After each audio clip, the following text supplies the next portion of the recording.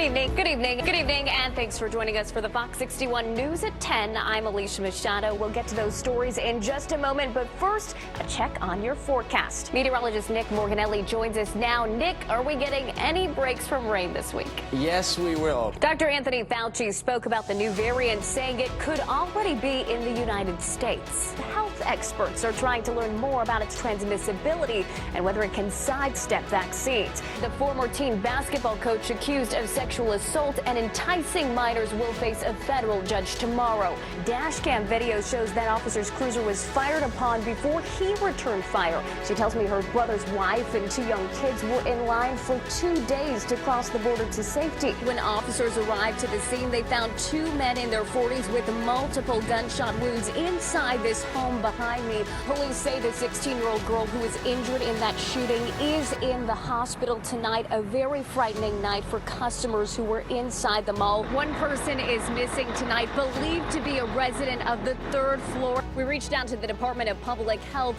Governor's Office, National Guard, and lawmakers for answers. You can see small flames are still rising from the rubble at this home on Pine Canyon Road, and other evacuees wonder if this is what they'll return to. Todavía se puede ver el humo por encima de las montañas, pero este humo también se está moviendo a otras partes de la costa central. The damage is still left behind from this recent round of storms. Take a look at the road. Many locals we spoke with say this is the first tornado they've experienced here. This storm came through fast and powerful, enough to take out this massive tree on Queen Street. And the water levels are so high that this rushing water here was actually enough to take out a portion of this bridge. Police believe this was a drive-by shooting. Officers found rifle casings here at the scene. President Biden boarding Air Force One just moments ago. We'll get out the handy-dandy ruler here and see how much snow there is. Gonna find a nice, fresh, untouched patch for you. We're live in Ashford. There's the wind gust.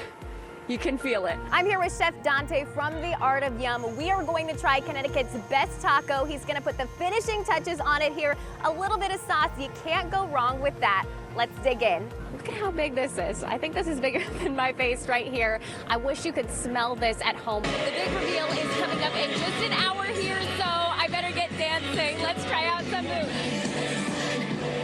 I'm Elisha Machado with an inside look at all the fun. The Durham Fair keeps locals coming back year after year for the community and, of course, the fun. Let's go.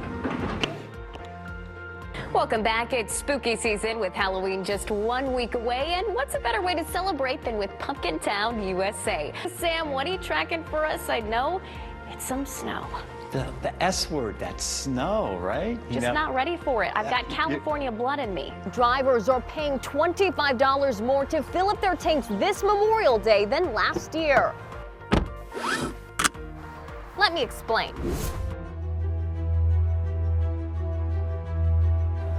COVID-19 was a nightmare of its own for haunted houses. Attractions like Nightmare Acres having to close their doors for the season. But this year, they're rising back from the dead and ready for Halloween haunts. Let's check it out. If haunted thrills are what you seek, Nightmare Acres has a treat. But if your bravery isn't up to par, I'm not ready for this. Okay. Screams will awake your fears in the dark. But beyond the spooks, this year is special. COVID-19 meant last year's attraction was canceled. It did take a big hit on us. Not opening up and being an outdoor attraction definitely wasn't easy. But the spooky season brings a magic like no other. Nightmare Acres rebuilds and fans help them recover. We are super excited to be open this year. It is great for us. It's great for our actors. We consider them part of our family. It's great to see the outpour of support and love from everyone. Fly over to East Windsor and you'll find more frights. A haunted trolley ride through the night. This one I'd like to see down in the chair. No, he's too big for the box. Rails to the Dark Side, as it's called, has a conductor at the helm of it all. But don't be surprised if your ride is overtaken by zombies or spooky creatures from another dimension. I'm very fluent in zombie. What he said was he would like to eat your face. Fear not for the haunts you cannot see. COVID precautions are a top priority. The trolleys have lower capacity for the guests inside, plus ticketed time slots to space out the rides. But before you seek haunts around the state, you'll want to get tickets online. There's no time to wait. But if you aren't convinced by this clever rhyme, these attractions will tell you their tales if you sit for a time. But I can't give away too much, you know. Well, I mean, why would I spoil the show? Nightmare Acres runs through November 6th and Rails to the Dark Side October 30th. We have more information on our website, fox61.com. In South Windsor, Elisha Machado, Fox 61 News.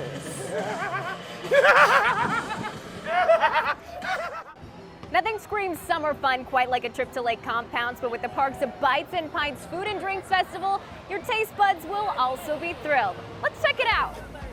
Good things come in small packages, and that rings true for these tasty treats at Lake Compound's Bites and Pints Festival. The event features menu items from local restaurant The Art of Yum based in Waterbury and Southington. Chef and co-owner Dante Jones shared with us what their concept is all about. A lot of our menu items are Asian and Latin influence. We like to call it modern American fusion food because it's like a big, huge melting pot of different cultures. In between rides, parkgoers can listen to live music, sip on a beer or cocktail, or grab a bite from one of 6 sensational booths, from savory to sweet and everything in between. The star of the show, Art of Yum smoked chicken taco with TAOI sauce and cheddar cheese. I'm here with Chef Dante from The Art of Yum. We are going to try Connecticut's best taco. He's going to put the finishing touches on it here. A little bit of sauce. You can't go wrong with that. Let's dig in. Try it. Let's do it. Yummy. I'm going to give that a thumbs up. Delicious. You got to try. But beyond the food, the festival marks 2 occasions for the park. It's actually our first ever Bites and Pints event. It's in celebration of 175 years of the park being open, which we're really excited about. And for park goers, a return to normal after a difficult year. The kids love it. It's enjoy the rides and yeah, out enjoying the food and drink as well this afternoon. It's been nice not having to wear a mask and yeah, get out and back to a bit of normal. Obviously, we came out of a pandemic. It's very, very tough for a lot of restaurants these days. People are starting to get out more, so you know that's a fun thing. The festival runs every Saturday and Sunday during the month of June. You can find more information on our website, fox61.com. In Bristol, Elisha Machado, Fox 61 News.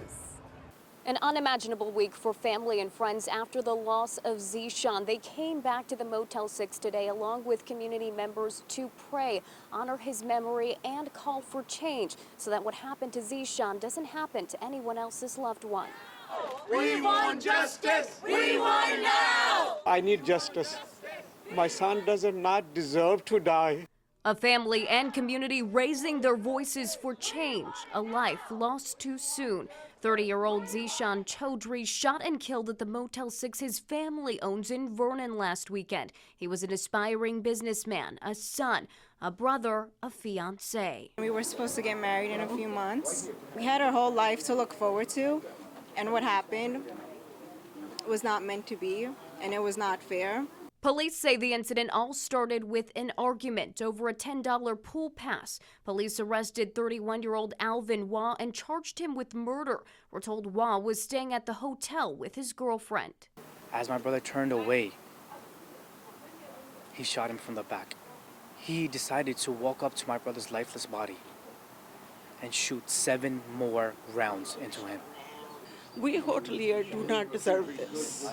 A memorial stands in front of the hotel to honor Zishan, or Z as hotel guests would call him.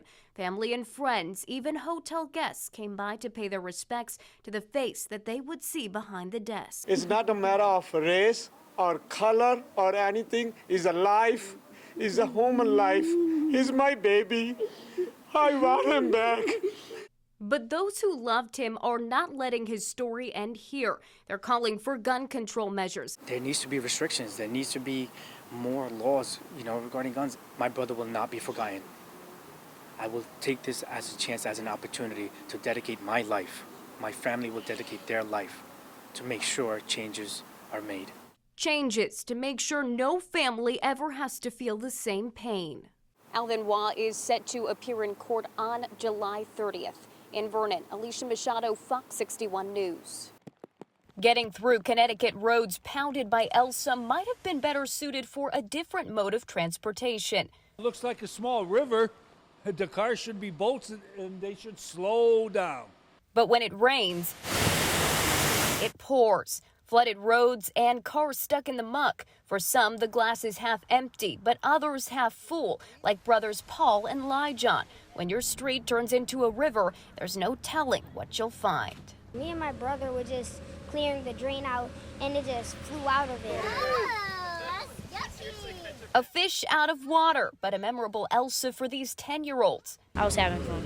Dad Merritt Hickson says he's never seen it this bad. It usually does flood, but this time it was probably the worst I've seen it since we've been living here about like 4 years. The floods were pretty high, almost up to like waist level, and I'm like 6 feet, so. Down the road, cups turning into pails for Crystal Martinez, whose car on Cook Avenue filled with several inches of water, even into the trunk. And I'm still doing it with the cup, taking it out little by little.